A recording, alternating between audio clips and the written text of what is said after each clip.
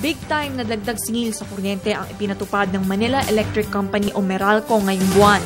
Bungsod ito ng maintenance shutdown ng ilang power plants. Kabilang na dito ang Malampaya Gas Facility sa Palawan, kung saan kumukuha ng kuryente ang nasabing power distributor.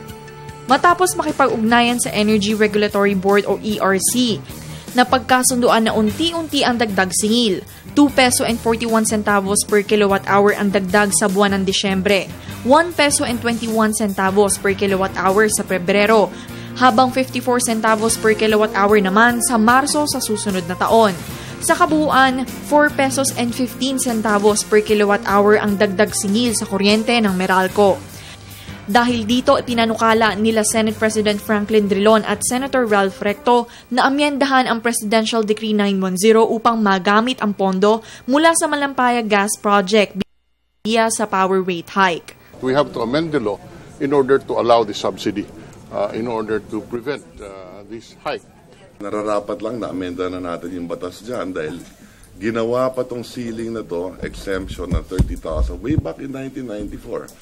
So that's almost 20 years ago. So we have to readjust these numbers as well, no? Samantala, matatandaang naglabas ng desisyon ang Korte Suprema na hindi maaaring gamitin ang Palampaya Fund, maliban na lang kung ito'y para sa energy development.